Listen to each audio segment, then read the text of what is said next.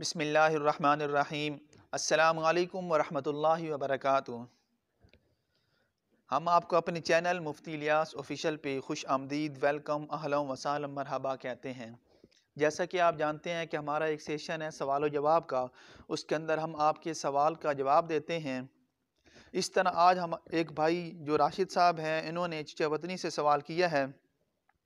وہ کہتے ہیں کہ کیا ہم غیر محرم عورتوں کے ساتھ مصافحہ کر سکتے ہیں یا ان کے سر پر ہاتھ رکھ سکتے ہیں، اور اس طرح کیا ہم اپنی کزن مذکر و مؤنث سے بھی ہاتھ ملا سکتے ہیں، ان کے سر پر ہاتھ رکھ سکتے ہیں؟ برائے کرم وضاحت فرما دیں۔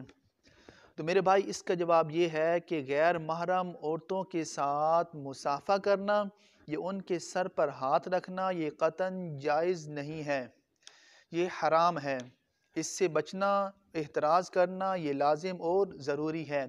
اس طرح آپ کی جو کزنز ہیں یہ بھی غیر محرم میں داخل ہیں، ان سے بھی ہاتھ ملانا یا ان کے سر پر ہاتھ رکھنا یہ جائز نہیں ہے، یہ حرام ہے۔ البتہ جو عمر رسیدہ خواتین ہیں ان کے لیے ایسا کرنے کی گنجائش ہے، بشرطے کہ شہوت کا غلبہ نہ ہو۔ اگر وہاں پر بھی شہوت کا غلبہ ہو تو پھر وہاں بھی نہ ہی مصافحہ کر سکتے ہیں یا نہ ان کے سر پر ہاتھ رکھ سکتے ہیں۔ واللہ اعلم بالصواب۔